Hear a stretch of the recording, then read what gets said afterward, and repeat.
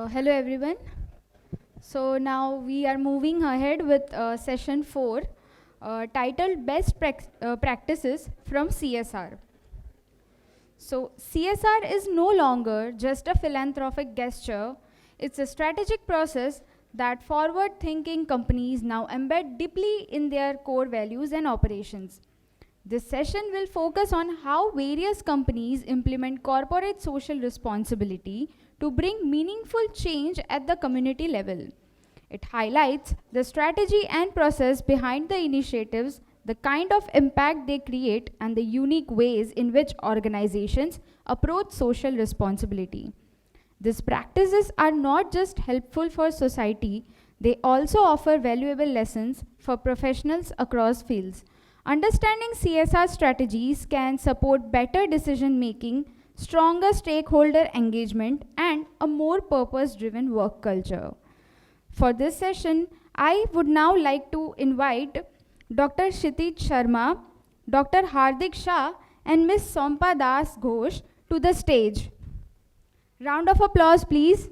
So before starting the session, I would like to introduce Dr. Kshitij Sharma.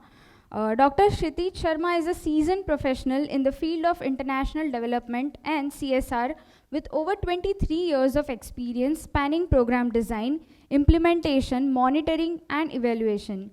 He currently serves as the head of monitoring, evaluation, and CSR operations at the Adani Foundation in Ahmedabad, a role he has held since March 22. Now I would like to introduce Dr. Hardik Shah. Dr. Hardik Shah is a distinguished healthcare administrator with nearly 2 decades of experience in hospital operations and marketing. Currently, the hospital administrator at Dr. Jivraj Mehta Hospital in Ahmedabad, he has previously held senior roles at NABH accredited institutions including Nidhi Hospital and Apple Hospital. Now, I would like to introduce Ms. Sampa Ghosh. She is a seasoned CSR and HR professional currently serving as a senior manager at Tata Motors with extensive experience in both the automobile and textile sectors. She is skilled in community outreach, project planning, PPP partnerships, training and development, and general administration. So, over to you, Dr. Kshitij Sharma. So we have just taken our meals, and it's a very tough task path you have given to me to keep everyone awake, and I'll try my best. So I'm Dr. Kshitij Sharma, and I represent Adani Foundation, and I'll be talking about the best practices in CSR from our experience working across the sites. This is going to be the session outline. The approach that we take, how we do the stakeholder collaboration, then the challenges that we face, outcomes that we have achieved, and the key lessons learned. So before we get into the basics and the depths of the presentation, let me introduce to you the Adani Foundation, what we do, who we are. So basically, Adani Foundation is the CSR implementation arm, and we undertake CSR initiatives on behalf of Adani Group companies. We are committed to making strategic social investments for social outcomes. Currently, as you can see on the map, we have presence across 21 states, 118 sites, and more than 7,000 villages, touching 9.6 million, that is 96 lakhs lives positively. The thrust areas that we work on, as there was a session, I was listening to one of the speakers in the previous session. If any organization wants to bring about a change in the society, then the work has to be holistic. If we focus just on one thematic area, it is not going to solve the problem. So going by that philosophy, these are our thrust areas. We work in healthcare, primary healthcare outreach, then education. We are also working with diverse stakeholders in terms of creating sustainable livelihoods. Then we are also into the creation of need-based infrastructure at the rural, in the rural communities. And then some work is also being done by us in terms of water conservation and mass plantation. So the approach is basically that we take is inclusive. It's not that the plans are not made in the offices while we are sitting here. The plans are bottoms up basically. So when I say whatever activities, projects that we are implementing on ground at the sites across 118 sites, all of the plans are coming from the ground. When we are planning, we are sitting together, conducting PRAs, sitting together with the village community, and then that's how the projects and the activities are conceptualized. We believe in life cycle stage, so right from the conception of a child to when he or she is a toddler, and when he's in school, then youths, then we are working with adults in terms of livelihood generation and skilling, and to the geriatric population as well. So entire gamut of life cycle of a human life is being covered by us from one or other programs.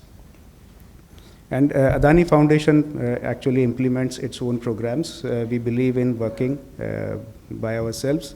Of course, we are seeking help from the stakeholders that are knowledge experts, subject matter experts, so that is there, but mostly we do the work on our own. Stakeholder collaboration is not something new. Everybody, we all belong to the same fraternity. All of us know that how the stakeholder collaboration works. So we also do the same. We are working closely with the communities, seeking request letters from them, to inciting them to participate in program planning, then implementation. And we are also working closely with the government officials, so whatever that we are doing at a local level, there should not be any duplication. So there should not be like there's some work which we are doing and then government is also doing or panchayat is also doing. So there should not be a duplication. So that's why we plan and propose our activities in close consultation with these stakeholders. And of course, we bring on board the subject matter experts. Few challenges that we face, of course, there are mindset shift related issues that we all face, while we are working with the communities. We all live it day in, day out, right? Apart from that, the challenge that we face while working in the villages is the dynamic environment. The needs are always changing. It's not a constant environment that we are working, right? So while you have proposed a program, a project for an area for this year, it may happen that while you have implemented it for 6 months, your needs would change and probably you will have to shift your strategy. So it's a very dynamic environment. Then expansion beyond the specific villages. Development is a ubiquitous need. It's universal need, right? And given that we are working on behalf of our group companies, the resources are limited. At times we feel challenged that we cannot reach out to the areas that probably they would require our assistance more than some others would do. So this is a dilemma that we face all the time, but we work around this problem by bringing in leverages, bringing in resources from other sources, like government and other like-minded corporates and other organizations. These are some outcomes that we have achieved so far. I would specifically like to mention the water storage capacity that we have created across our sites. It's close to 1,560 crores liters of water storage capacity that we have created, among other things that we have been doing. Key lessons learned. We always plan to saturate. Every one of us does that. We plan to saturate, but in our context, it's like we want to cover each life stage so that none of the individuals in the villages remain untouched by any of our programs. So we plan to saturate. Each village that we work in should have a holistic development program, you know. There is entire area that is developed in terms of all the developmental indices that we talk about. Then we involve natural owner, means everybody of us are working with communities, and we have learned through our hard-earned experience that unless we involve the natural owners, that is the community, no program is going to get successful. So this is what we are also here doing. And then inclusive growth. So while the business is growing, I mean, we have a representation from TATA, and TATA is the inspiration for all of us. So even before business starts, that we know that TATA initiates the community engagement. So that has been since ages, since decades together, and we try to follow your footstep. So business grows along with the community around, and there cannot be development growth in isolation. If I cannot say that as a business I will grow and I would not care about the community from whom I'm taking the resources, right? So it has to be inclusive. And this is a case study which I have curated for this particular session. Of course, there are many stories, and I can speak about those through the day. So there is a story from Gondia where we have our thermal power plant, and the community around. Gondia has not been a milk producing district. Historically, there has been no milk production history in the district. When we initiated this engagement with the community, we thought there has to be some project which caters to the needs of additional income, at the family level. So when we spoke, we sat with the communities, and it came out that there are certain cattle owners who are making good money while they have cattle, and they are selling milk to the local dairies, So we saw potential, and we discussed it with the communities around, and then it turned out that if a big marketing player, a cooperative dairy can be brought in the picture, probably it will change the entire scenario.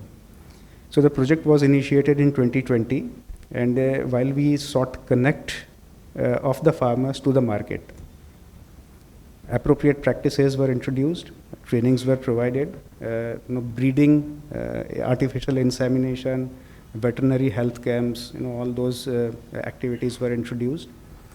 Transparent mechanisms were set up to facilitate the payouts basis the quality of the milk brought by the farmers. Partnership with district administration and milk cooperative.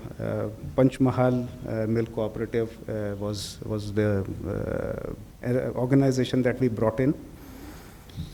And the result was, of the total project cost, we could leverage the 5x of the total project cost from other sources, from government, from MAVIM. There is a sort of a government agency, government NGO kind of a thing in Maharashtra.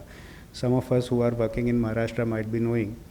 6.6x was the return on investment. And today, this is a thriving enterprise with more than 2,500 dairy entrepreneurs being part of this project. The model was so well taken by the district administration that it has been scaled up at the level of district on their own expenses. So this is it. If there are any questions, I'd like to take them. All right. Thank you.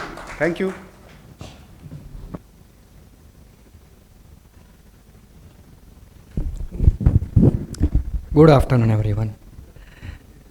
First of all, I must congratulate the AMA and entire organizing committee for organizing such a wonderful seminar on such a burning topic. And it is a great privilege for us to represent our Dr. Jivraj Mehta Smarak Health Foundation, which is known as a Jivraj Mehta Hospital. So without wasting much time, I would quickly go through the things that we are doing at Jivraj Mehta Smarak Health Foundation. It is a actual live picture of the hospital, which is built in the total square yard of near about 18,000 square meter plot area. It is a green lavish campus having a multi-super specialty of 205 bed capacity. We are working towards the mission statement to provide the finest quality of healthcare to all in need, affordable to everyone, with a human touch in a healing environment. So this is the mission statement that the entire task force of Jivraj Mehta Hospital is working for. Brief history of the Jivraj Mehta Smarak Health Foundation. It is a non-profit trust providing a healthcare services to the society. The name of the trust is Jivraj Mehta Smarak Health Foundation. It was started in 1989 by our founder trustee Sri Ratubhai Adani, who has initiated this trust activities and started with the basic OPD services in 1989, and today in 2025 it has become a multi-super specialty hospital with the total capacity of 205 beds, which is having all the scope of services under one roof. It is one of the oldest and largest charitable trust hospital of Ahmedabad, serving the society since more than 35 years. These are the snapshot of the scope of services that we do have at Jivraj Mehta Hospital. You name it and we have it. All the specialty and super specialty other than the radiation therapy, we have all the specialty under one roof. Till date, we have touched a life of more than 21 lakhs in the history of 35 years. And presently we are growing like anything. Per year we are touching a life of more than 1 lakh since last 2 years. So till date we have touched near about 21 lakh patients. This is the management committee of our foundation. Sri Anil Bakeri sir, who is our president. Achal Bakeri sir, who is the vice president. Devan Parikh sir is the managing trustee. Ramakant Jabarmal, Kshitij V, Madan Mohan, Sanjay Choksi, they are the honorary secretaries. Total we do have a 62 trustees on our board, and out of that 62 trustees, these are the elected members who are running the show as an executive committee.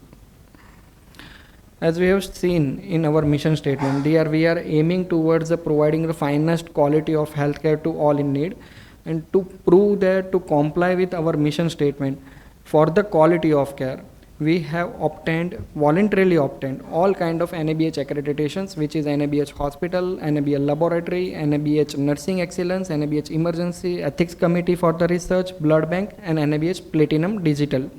These all are the NABH accreditation standard that we have obtained and achieved, and we are proudly saying we are one of the only hospital of Gujarat who is having all the NABH accreditations. Normally hospital obtain for the NABH accreditation only for the NABH hospital or for the NABH laboratory. But we went into the micromanagement. Whatever the chapters and objective elements that Quality Council has published under the heading of the NABH, we have obtained.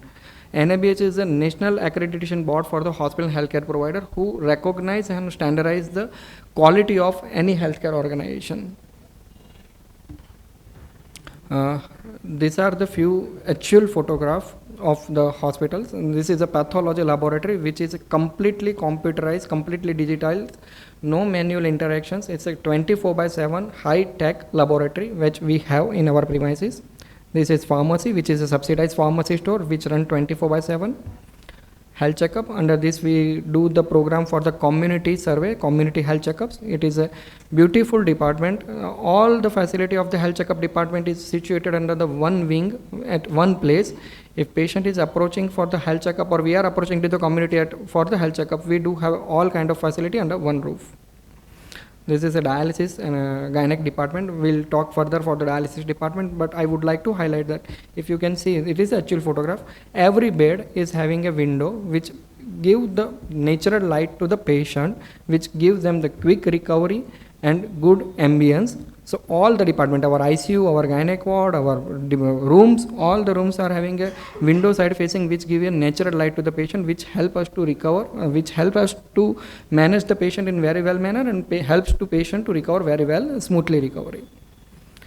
This is our emergency department, which is a 24/7 emergency, so-called emergency, but we have all the facility under emergency department up to ICU, including operation theater. It's a high-tech emergency ward we do have. It is a HDU. Will not go into the technicality, but I'm just sharing the snapshot. Now coming to the main portion of the today's session, which is pertaining to the today's sessions. Under the trust headings, as we have seen that we do have a capacity of 205 beds. Out of 205 beds, there are 68 beds category which are defined under the free services, where we provide free services like free beds, free foods, free linen, free pediatric PGMO, which is medical officer and doctor services, free nursing care, subsidized pharmacy, discounted laboratory, and discounted radiology. These all are the facilities are being provided to the patients who are entering into this 68 beds category without any reference. Patient do not need to produce any Yojana card or any BPL card or any income proof, nothing.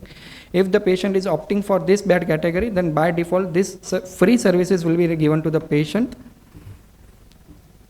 And along with this, the major concern, free OPD dialysis. We are providing a free OPD dialysis to all the OPD patients who approach for the dialysis.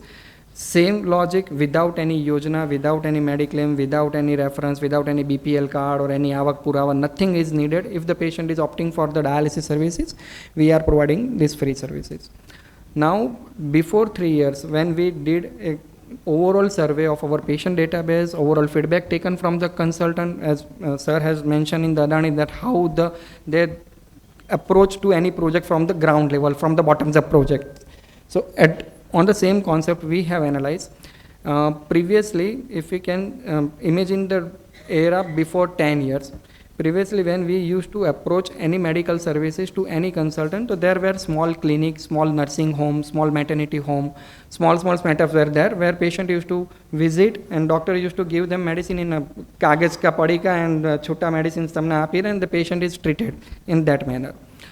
With the enhancement of the technology, with the enhancement of the medical fraternity, the trend has changed in 10 years. Now it is difficult for small setup, small nursing home, small clinic to sustain or to run the show without the setup of or support of the laboratory, radiology, ICU. Multiple services are needed to run any kind of medical services.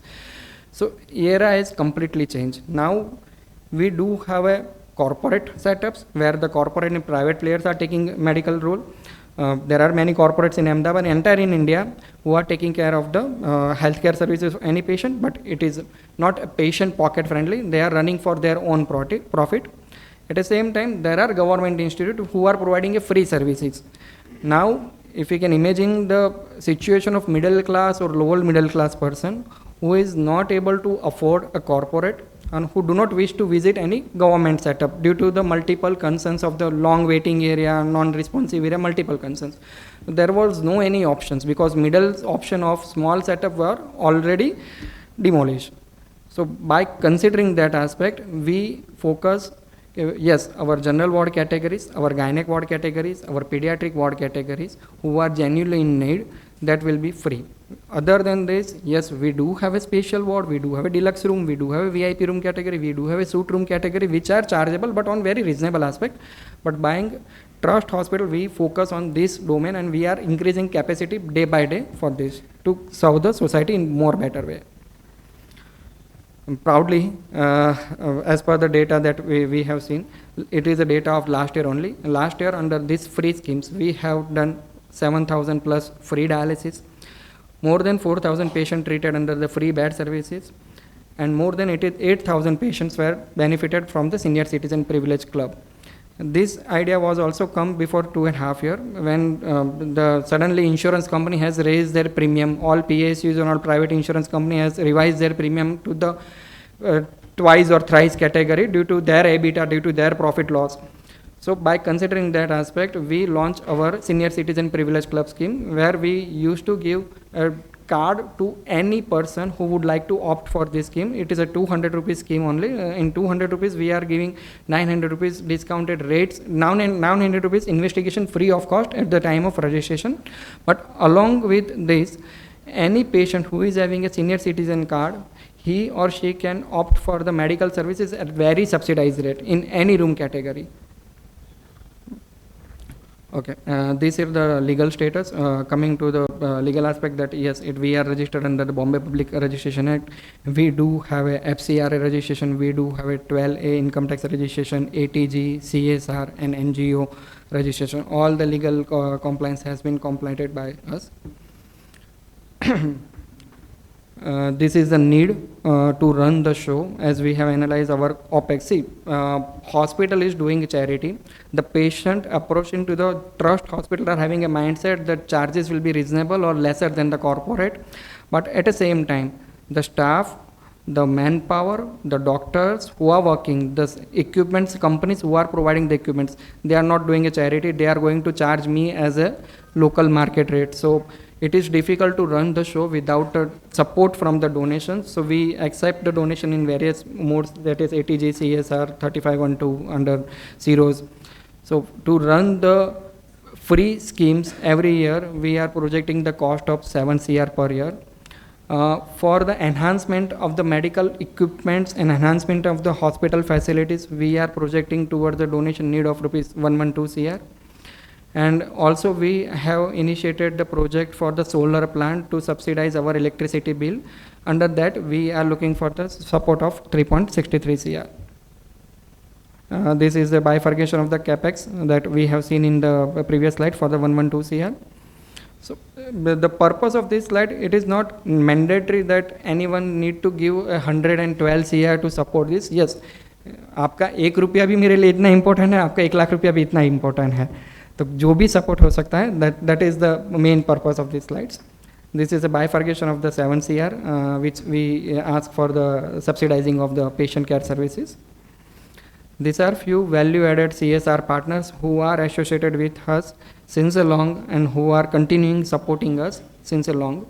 See, based on the CSR partners, based on the donations we are receiving, other than the CSR partner, we are receiving donation from the various NGOs, various sansthas like Bharat Vikas, Nari Samvedna Sanstha, Gujarat Sarwar Mandal, multiple sanstha are there who are supporting us. So based on their expectation, by dealing with them, we have developed our beautiful software. So if today XYZ Foundation is voluntarily supporting us for X amount of rupees, and they are having a purpose of to subsidize a dialysis, to subsidize a bed, or to subsidize the patient-free services. So we capture all the data in software. After 10 years also, if they ask for any kind of utilization detail, if they can't ask for any kind of certification, yes, our software is capable enough to share the data at any given point of time. So these are the things which we are learning through associating with the partners like you. Thank you. Thank you.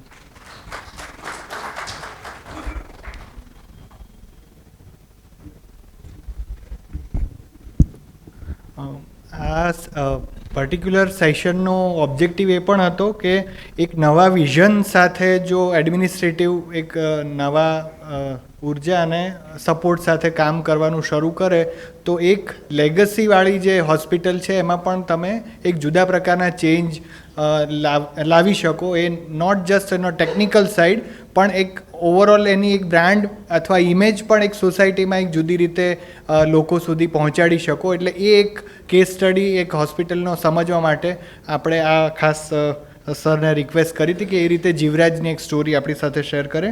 Now I request miss Sampadas Ghosh to please continue with his talk. Good afternoon to all of you. I am thankful to all of you and especially to Ahmedabad Management Association for providing me such an opportunity to share with you all regarding the CSR journey of Tatas and especially Tata Motors who are now operational in Gujarat chapter. The CSR philosophy, so far it's concerned, that is deeply rooted in guiding founding principles of giving back to society, and which is aligned with the UN Conventions of Sustainable Development Goal, at the same time, nations' development priorities. Emphasis on the long-term sustainability, community ownership, and inclusive development. And the strategic principles which we have taken up, CSR initiatives are community-centric, designed to run and managed by the community itself. And projects are in collaborative approach involving NGOs, governments, corporates, and different Tata group of companies together. And at the same time, focused on the disadvantaged group, gender, ethnicity, disability, and obviously occupations also. And CSR efforts are volunteering driven, encourage each employees to participate and contribute. This is the thing that being a corporate citizen, we must have some social responsibilities to enhance the quality life. And obviously, being a business house, we would like to interlink with the community, with our business, and more from less philosophy that will come after some words, and I'll explain that also. This is the CSR framework that Tata Motors usually follows while doing their CSR initiatives in its plant locations. That is the harmonized CSR across all locations. There are some common minimum program that company should run across locations, and so far there is some obviously locational specific programs are also there. And regarding the spends also, because after the Companies Act, how much we are going to spend and where, that is also we have demarcated also. And the more from less for more philosophy, it is our Tata Motors philosophy that people, to reach out to the more people, we can contribute less also. With our less contribution, with the participation of the 1,000 stakeholders, we can reach to the more beneficiaries. This is our philosophy, more from less for more. And obviously, self-sustained CSR model and explore the CSR with business potentiality. And there are 4 thrust areas everywhere, that is the health, education, employability and environment, where we used to run our programs. And there are common minimum programs also. I have mentioned some programs, that is the malnutrition programs and preventive curative health programs are under health perspective. Under education perspective, we used to run the programs with the support classes for the secondary, high secondary school students, and at the same time JEE and NEET students. And under the employability also, so many automobile and non-mobile sectors programs we are running. And there is under the environment, there is that mass plantation drive along with the renewable energy and environment awareness we used to run. And like Adani sir has told, that the entire programs and projects having a human life cycle approach. At the base, the environment is the strong foundations, and different type of projects that we have evolved, and these are all need-based programs, approached the same, that is the human life cycle approach. Sorry. The more from less for more is that more for more output, outcome and impacts. And less means resources, maybe human and financials, and more means to reach out to the more beneficiaries. This is our philosophy. And volunteering that I have mentioned is one of our rich legacy. Each year, Tata Group of companies have their other department, that is the Tata Sustainability Group.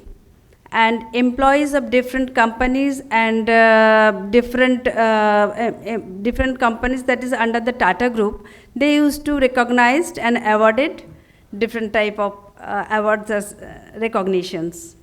And minimum 60% of the employees must participate in different CSR initiatives and contribute in a meaningful way. And another thing is that the Tata Affirmative Action Program, this is the objective is to positive discrimination towards the underprivileged group, that is scheduled SC and ST community, and to create an opportunity in the areas of the education and employability mostly. And Tata Group adopted the code, that a policy, and released also accordingly. And across everywhere, including our corporate house, they have a affirmative action committee to investigate and to oversee the functions and program. And not only that, as a Tata Motors, there is the strategy to work with the 40% beneficiaries belonging to the SC/ST category with the 40% budget allocations of that projects. And just I'll share a brief view also what we are doing in the Gujarat chapter also.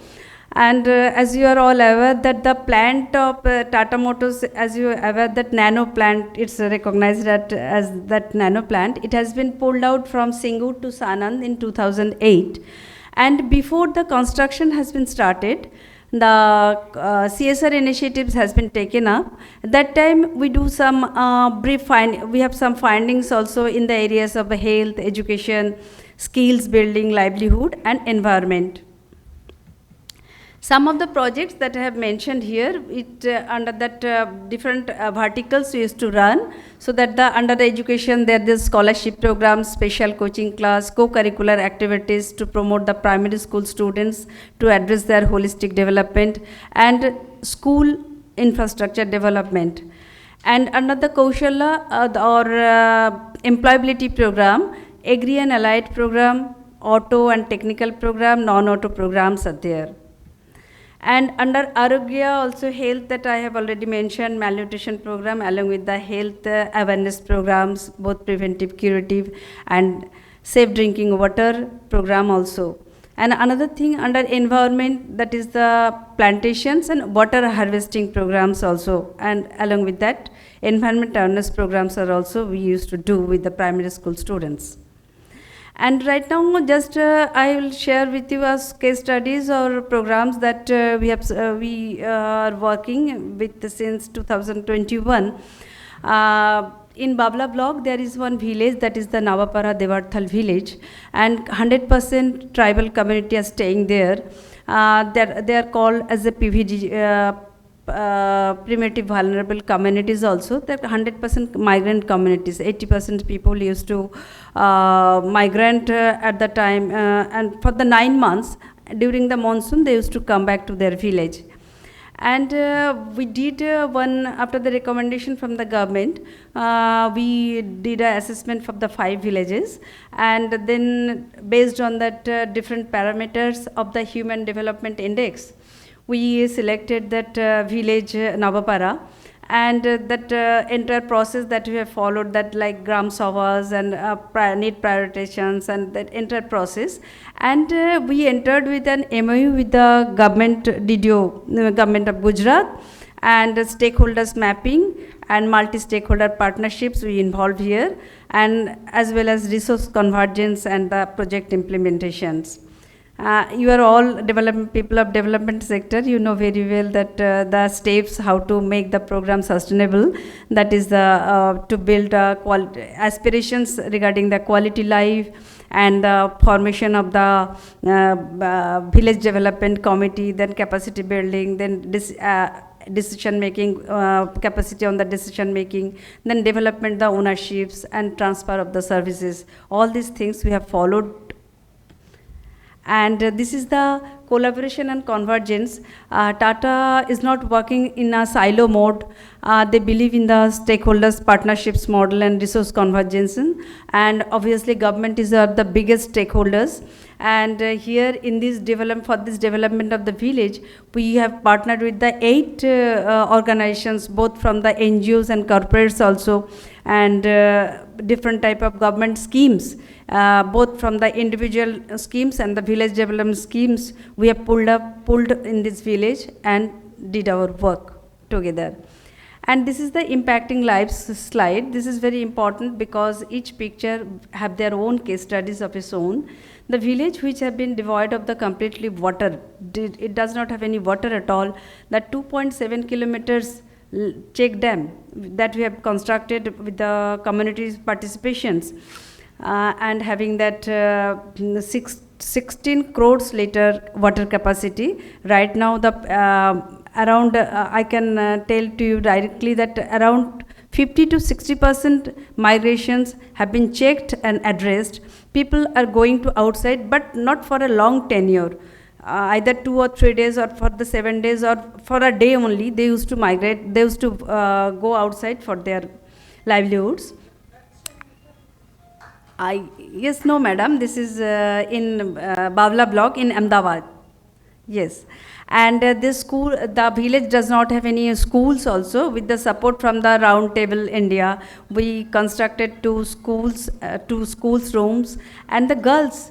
See, this is the girls who used to migrate with their family. Right now, they have settled there, and for their self aspiration, they are thinking of them. And this person who is just sitting on that tractor, he is Biram Bhai.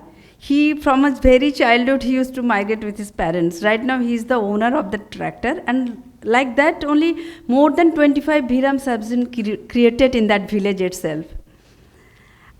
And this is the volunteers contributions also. That we have what we did, 3-tier awareness programs have been demarcated for the children, for the youth and the elderly people also. So many programs we used to conduct just to create the ownerships and all this accountability like that. Only we have worked in that way. And these are some of the glimpses. Previously the Anganwadi is in such a state, and after that this is the conditions, where with the 164 children have been registered, and with the 80% attendance also, you can see. And this is the schools program that initially the state of the schools, and right now with more than 90% attendance in the schools. And this is the lifeline of the community that I have already explained to you regarding the water body creations. This is the initial stage. And after that, the face cultivation that they are doing. And this is the crop cultivations that the community are doing right now. And the plantations also at the bank of that entire water body, around 25,000 saplings have been planted. And our logo target is that one family 100 trees. That means one family they have to take care of that 100 trees, and the income augmentation down the year after 5 years or 3 years will be completed to that families only. So everything, you won't believe that within a single days they have planted with their family, they have planted the entire plantations. We did not spend a single penny for that labor cost or nothing else. Only we, with the government gave us the plants, few saplings that we are purchased, and the transportation cost that we bear only. But entire labor cost and everything now is borne by the community themselves only. And this is the thing how community is taking by them their own initiatives. The steps towards ecotourism, this is only evolved by the community, run by the community, and organized by the community itself. And obviously, just in all the programs, there is also challenges also that we faced, because to touch and the faith and trust of the tribal community is completely different, very challenging also. And so many hurdles also there. And right now the community is in a good positions, addressed 60 to 70% migrations also. And here I would like to share with you, just a minute.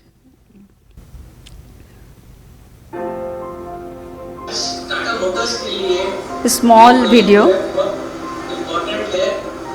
इसलिए important है क्योंकि ऐसे जो बड़ा community है, जो आदिवासी समाज है ना, उनको जो मिलना चाहिए वो आज मिल नहीं रहा है, क्योंकि आदिवासी ही सबसे पहला वासी है। आदिवासी का मतलब क्या, सबसे पहला जो इस वासी है वो आदिवासी है।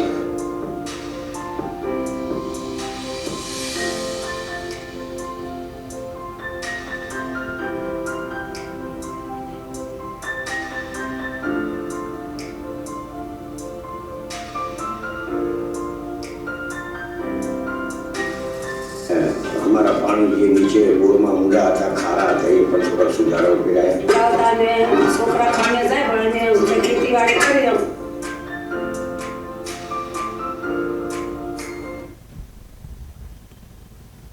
Thank you.